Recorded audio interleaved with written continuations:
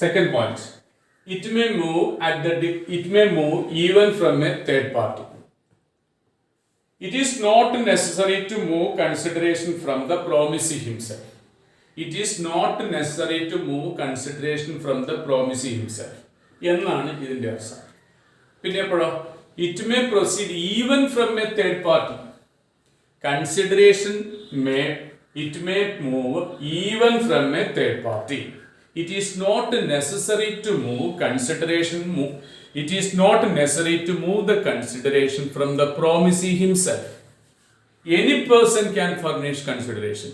It is not necessary to move the consideration from the promisee himself. ആരാണോ benefit സ്വീകരിക്കുന്നത് അയാൾ തന്നെ പ്രതിഫലം കൊടുക്കണമെന്ന് നിർബന്ധമില്ല. ഇത് ഇന്ത്യയിലെ നിയമമാണ്. ഇംഗ്ലണ്ടിന്റെ നിയമം അങ്ങനെയല്ല. ആ വിഭാഗം നമ്മളെ സംബന്ധിച്ച വിഷയമല്ല, അതുകൊണ്ട് നമ്മൾ അതിലേക്ക് കടക്കുന്നില്ല. As far as Indian law is concerned, the consideration, it is not necessary to move the consideration from the promisee himself. It may furnish even from a third party. പക്ഷെ അവിടെ നമ്മൾ മനസ്സിലാക്കേണ്ടത് however the consideration moving from a third party who is a minor is no consideration. അതുകൂടി നമ്മൾ പറയണം. അപ്പൊ നമ്മുടെ sentence എങ്ങനെയാ പറയേണ്ടത്? Consideration may proceed or move even from a third party. It is not necessary to move consideration from the promisee himself. Any person can give consideration. ഇനി നമ്മൾ പറയേണ്ടത് however consideration moving from a third party who is a minor is no consideration. അപ്പൊ third party consideration നൽകുന്ന third party ഒരു minor ആണെങ്കിൽ ആ minor നൽകിയ consideration നിയമസാധുതയായി കണക്കാക്കാൻ പാടില്ല. Minor can not enter into contract with others. അതാണ് അതിന്റെ കാര്യം. ഇപ്പൊ ഇവിടെ നമുക്ക് പറയേണ്ട ഒരു എക്സാമ്പിൾ ചിന്നയ്യ വേഴ്സസ് രാമയ്യ.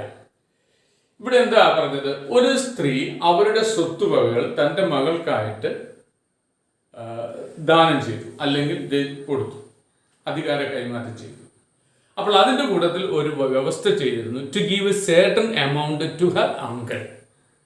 അവരുടെ അമ്മാവന് ഒരു നിശ്ചിത തുക കൊടുക്കണമെന്ന വ്യവസ്ഥയിലാണ് സ്വന്തം മകൾക്ക് ചിന്നയ്യ എന്ന് പറയുന്ന ആള് പണം കൊടുത്തത്. ചിന്നയ്യ അല്ല, രാമയ്യ. രാമയ്യ എന്ന് പറഞ്ഞ മിസ്സസ് രാമയ്യ.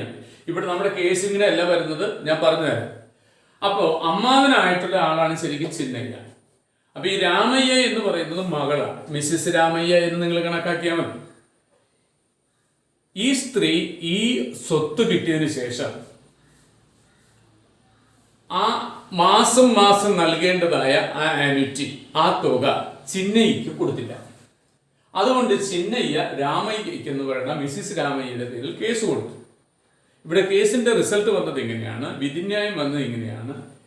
അല്ലെങ്കിൽ രാമയ്യ പറഞ്ഞ കാര്യം, മിസ്സസ് രാമയ്യ പറഞ്ഞത് ഇതാണ്: ഈ പറയുന്ന ഒരു ബെനഫിറ്റ് ചിന്നയ്യക്ക് കിട്ടുവാനായിട്ട് അവകാശമൊന്നുമില്ല.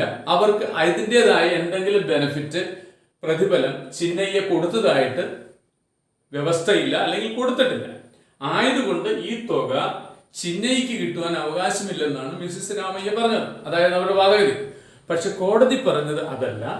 കോടതി പറഞ്ഞത് it is not with Ramayya to analyse whether there is any benefit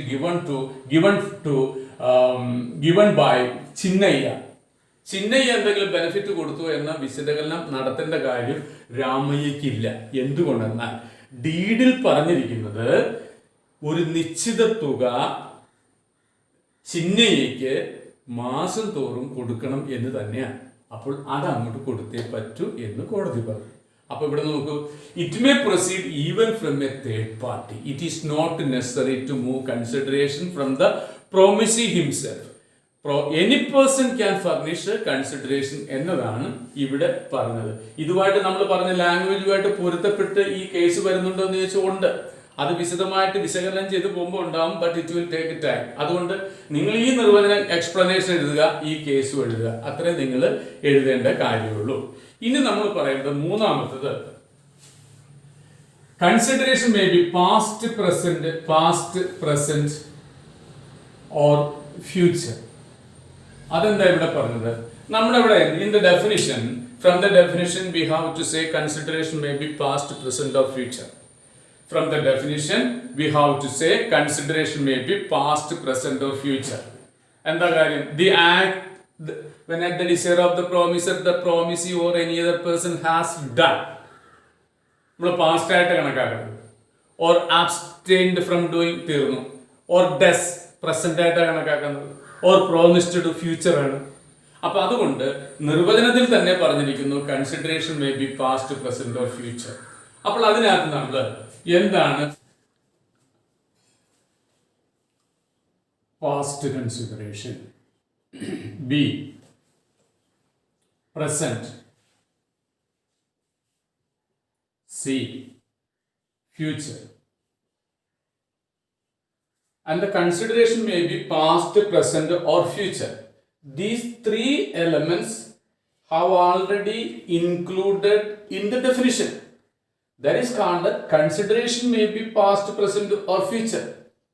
And in the definition, when at the desire of the promiser, the promisee or any other person has done or abstained from doing or does or abstain from doing or promised to do or abstain from doing indicate that consideration may be past, present or future. Then what is past consideration? You just look to this. It is present. It is past, it is future. Consideration which has given before the time of performance is called the past consideration. ഇത് performance ആണ്. ഇവിടെ performance of contract ആണ്.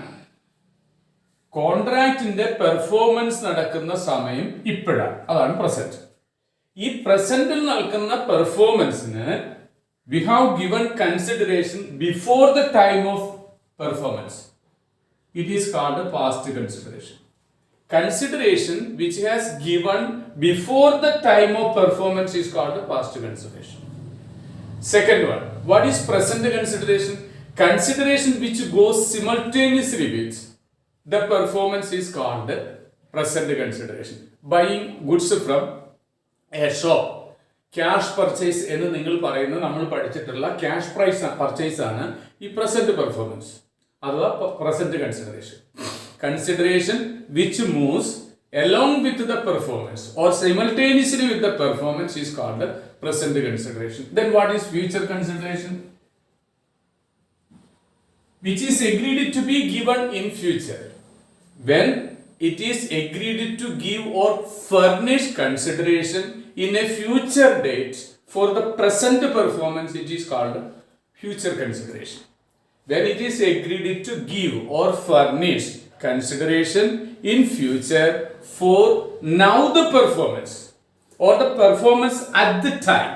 The performance is taking place at the time and it is agreed to give or furnish consideration in future, it is called a future consideration. അപ്പോൾ consideration may be past, present or future. ഇത്രയും topic കൊണ്ട് നമുക്ക് ഈ ഭാഗത്ത് നിർത്തുന്നതായിരിക്കും നല്ലത്. അടുത്ത ക്ലാസ്സിൽ ഇതിന്റെ ബാക്കി ഭാഗങ്ങൾ നമ്മൾ പഠിക്കുന്നതാണ്. And it is sufficient for the day. And thank you for watching the class. And you may subscribe, share and like it. Thank you very much.